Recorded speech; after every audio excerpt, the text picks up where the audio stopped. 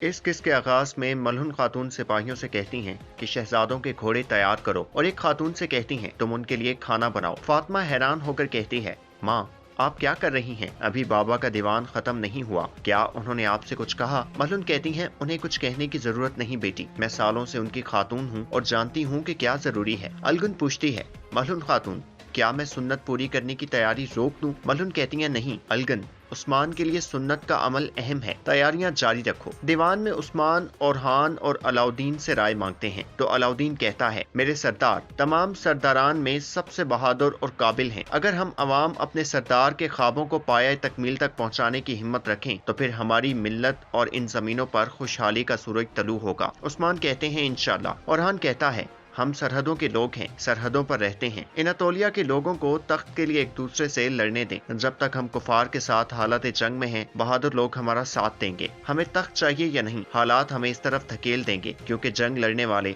हम हैं। उस्मान कहते हैं, मेरे भाइयों और साथियों, जब से हमने अपने दादा सुलेमान शाह को फरात के पानियों में खोया, हमने कोई ऐसी जगह नहीं छोड़ी जहां हम अपने घोड़ों के साथ ना गए हों। इब्तदा में हम ज्यादा नहीं थे, लेकिन हमने जालिमों को शिकस्त दी। हमने देखा कि फतह हासिल करना आसान है लेकिन उसे कायम रखना मुश्किल है। अब वो अजीम सल्जोक रियासत हमारे सामने पिघल चुकी है। काश हमारी रियासत मजबूत होती तो हमें ये बातें ना करनी पड़ती, लेकिन अब जो हालात हैं, हम शिकार करेंगे और दावत देंगे। देखो, सुनो और हिफाजत करो। अब नया दौर शुरू होता है। ये दौर मुश्किल होगा लेकिन हमारा होगा। अब पीछे हटने की गुंजाइश नहीं। तुर्कों के सुल्तान के इंतखाब का मुकाबला शुरू हो चुका है। हम जालिमों के सामने जंग करेंगे, लेकिन अगर सरदारान ने मसाइल पैदा किए तो हम उनके साथ भी जंग करेंगे। उस्मान अलाउद्दीन से कहते हैं, तुम रात से पहले कूनिया जाओगे, सुल्तान को चमानते तुम्हारे हवाले करेंगे। फिर ओरहान से कहते हैं, बाजंतीनी सरहद पर कुछ लुटेरे हैं, इस मुश्किल वक्त में हम कोई इंतशार नहीं चाहते, उन्हें हमारा साथ देना होगा। फिर उस्मान बोरान से कहते हैं, सरदारान को इतला दो,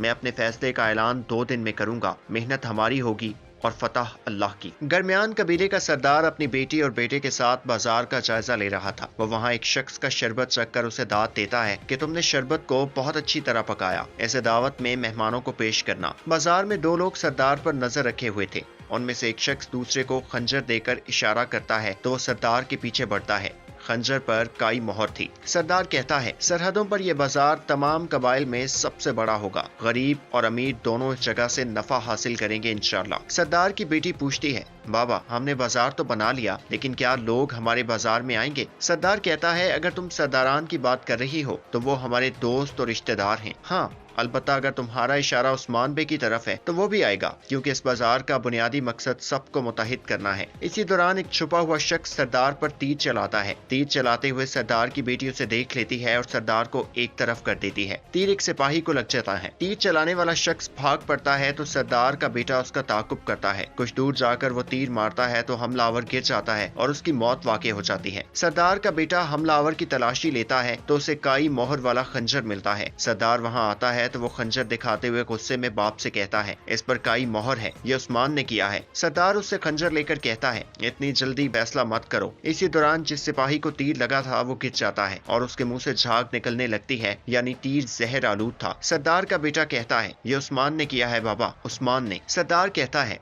उस्मान ऐसा क्यों करेगा? उसे मेरी मौत से क्या हासिल होगा? इसी दौरान एक और सिपाही आकर सरदार के कान में कुछ बताता है कि कूनिया से खबर आई है, सुल्तान मसूद को जहर दिया गया है। ये सुनकर सरदार गुस्से में कहता है, अब मुझे जवाब मिल गया उस्मान। सरदार का बेटा पूछता है, क्या हुआ बाबा? सरदार कहता है, सुल्तान मसूद को जहर दिया गया है। उस्मान को पहले से मालूम था कि सुल्तान मर जाएगा, इसलिए उसने मुझे रास्ते से हटाने की कोशिश की। सरदार का बेटा कहता है, बाबा मुझे इजाजत नहीं, मैं अभी यानी शहर उनके सरों पर गिरा दूं। सरदार कहता है, नहीं, वो साए में छुप जाते हैं, हम उन पर हमला नहीं कर सकते। मैं उनसे इस चीज का हिसाब लूंगा, लेकिन अभी किसी को इस घात की खबर नहीं होनी चाहिए। अब मेरी बात गौर से सुनो। कोंचा, तुम कूनिया जाओगी और सुल्तान की मौत से पहले एक फरमान लोगी कि वारिस हम हैं। मोहम्मद, जैसे उस्मान ने हम पर हमला किया, उसने सरदार अपने साथ मिलाने के लिए कासिद भेजे होंगे। तुम किसी कासिद को सरदारान तक नहीं पहुंचने दोगे। सरदार मेरे साथ खड़े होंगे। अब इस वजीफे से पीछे मत हटना। अगर जमीन खून को तरस रही है तो इसे बहने दो। फिर सरदार अपने एक सिपाही को कहता है, रिमोस को खबर भेजो, उस्मान ने पहला तीर चलाया है, अब मेरी बारी है। रवानगी से कबल अलाउद्दीन और ओरहान मलहुन से मिलते हैं। मलहुन अलाउद्दीन से कहती हैं, फातिमा ने मुझे बताया कि तुमने फिर कोई डरावना ख्वाब देखा।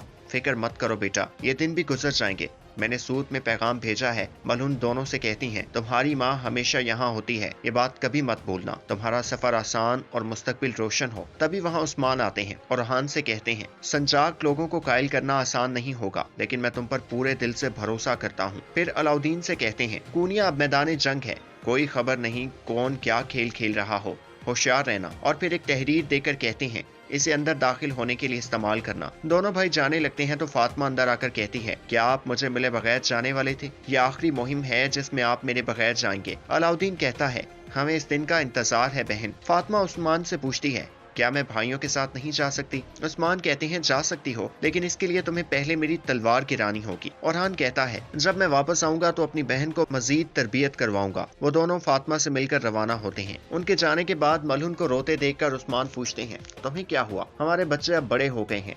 मलहून कहती हैं, इससे कोई फर्क नहीं पड़ता कि वो बड़े हो गए हैं। उस्मान कहते हैं, चलो आंसू साफ करो, वो जितने मजबूत हो सकते थे हो गए हैं, वो जल्दी वापस लौट आएंगे। सूत में बाला बुरी तरह खांस रही थी। तभी दो लड़कियां मास्क पहने अंदर आती हैं, जिससे जाहिर होता है कि बाला किसी खतरनाक बीमारी में मुब्तला है। उनमें से एक लड़की बाला को पानी देती है। बाला उदास होकर कहती है, मैंने ख्वाब देखा, ख्वाब में मैं अपनी बेटी हलीमा की कब्र खोद रही थी। बाला रोते हुए कहती है, फिर अलाउद्दीन आया, मैं मरने वाली थी, शायद मेरा वक्त करीब है। नकाबपोश लड़की कहती है, ऐसा मत कहीं, वो कहते हैं ना कि ख्वाब इसके बरक्स होता है जो उसमें नजर आता है। इसका मतलब ये है कि शहजादे अलाउद्दीन को अपनी माँ की जरूरत है। बाला रोते हुए पूछती हैं, क्या तुम्हें ऐसा लगता है? लड़की कहती है, आपको अपने बेटों के लिए सेहतियाब होना पड़ेगा। अलाउद्दीन आपको बचाने की हर मुमकिन कोशिश कर रहा है। तभी यनी शहर से कुछ औरतें आकर बाला को कहती हैं, ये दवा मलहून खातून ने भेजी है, इन्हें यनी शहर के हकीमों ने तैयार किया है। बाला उनका शुक्रिया अदा करके पूछती हैं, महल के हालात कैसे हैं?